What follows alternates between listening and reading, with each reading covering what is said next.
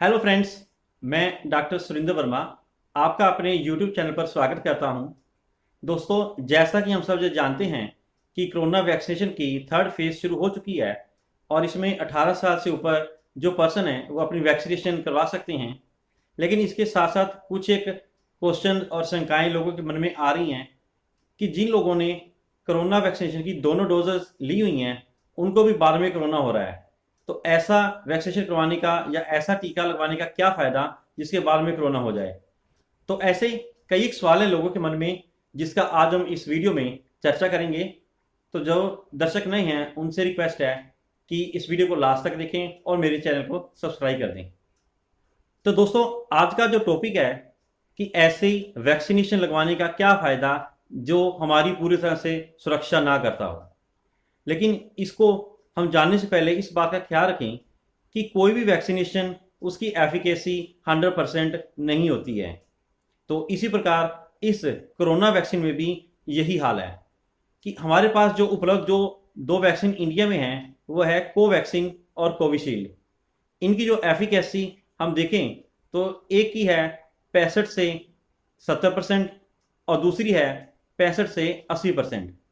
तो हम मान के चलें अगर दोनों की 80% एफिकेसी हो तो इसका मतलब है कि 100 लोगों को अगर वैक्सीनेशन लगवाई है तो उनमें 80 में ये अपने ज़्यादा कारगर होगी, यानी 80 लोगों में ये एंटीबॉडीज़ जल्दी से बनाएगी और जो बाकी की जो 20% है उनमें एंटीबॉडीज़ नहीं बनाएगी। तो इस प्रकार से इसकी एफिकेसी 80% है। तो लेकिन कई लोग ये पूछते हैं कि अगर ये 100% काम नहीं करती है तो ऐसी दवाई बनाने का क्या फ़ायदा। दोस्तों, जैसे कि हम सब जानते हैं कि कोरोना नाम की महामारी अभी पिछले साल ही आई है और भारत के वैज्ञानिकों ने कम समय में ही इसकी 2 वैक्सीन बना दी हैं। और किसी भी वैक्सीन की अगर एफिकेसी 60% से ऊपर हो तो इसको हम मेडिकल भाषा में बहुत अच्छी रिजल्ट वाली मानते हैं। अब ये सवाल आता है कि अगर मान लो किसी ने वैक्सीनेशन ली है और उसको कैसे पता चलेगा कि उसके अंदर एंटीबॉडीज़ बन गई हैं, या जैसे बता रहे हैं कि इसका असर 80% है, तो वो कैसे जानेगा कि मैं किस कैटेगरी में आ रहा हूँ, 80% वाली कैटेगरी में आ रहा हूँ कि 20% की कैटेगरी में आ रहा हूँ। तो इसका पता कैसे चलेगा।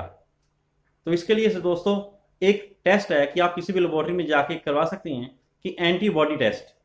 ये टेस्ट आप कोरोना वैक्सीनेशन की दोनों डोजेज लेने के बाद 15 से 20 दिन के बाद आप इसको चेक करवा सकते हैं।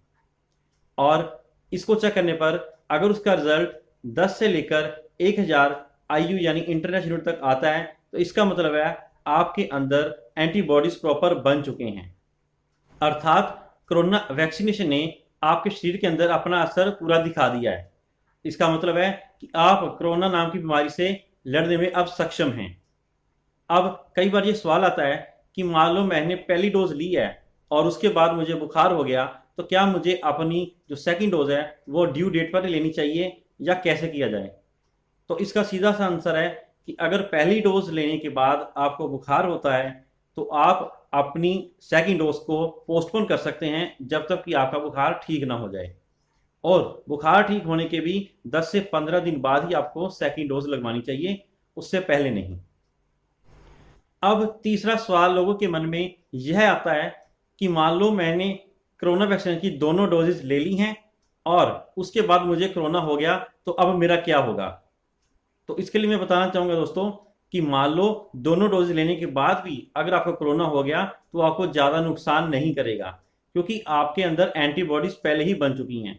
एटलीस्ट आपको मेजर कोई भी प्रकार का नुकसान नहीं होगा। हल्का सा जुकाम या बुखार आपको आ सकता है, लेकिन आपकी डेथ होने के चांसेस बहुत ही कम हैं।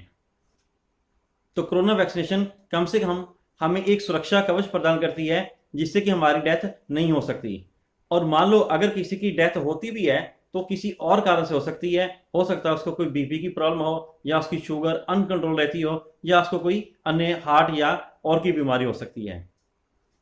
अब देखने में आया है कि कई लोग दोनों डोजेस लेने के बाद बिल्कुल बेपरवाह लापरवाही से बाजार में घूमने लग जाते हैं बिना मास्क के। ये उनके लिए भी खतरनाक है और सोसाइटी के लिए भी, क्योंकि ऐसे लोगों को अगर दोबारा कोरोना हो गया उनको तो इसका ज़्यादा नुकसान नहीं होगा, लेकिन वो पर्सन एक कैरियर का काम करेंगे, अर्थात कोरोना फैलाने वाले बन जाएंगे, जिससे कि जिस घर में वो रहे हैं उनसे उनके माता पिता को, उनके वाइफ या बच्चों को या हस्बैंड, किसी को भी वो हो सकता है। तो अपनी सुरक्षा के साथ साथ अपनी फैमिली की सुरक्षा का भी ध्यान कीजिए।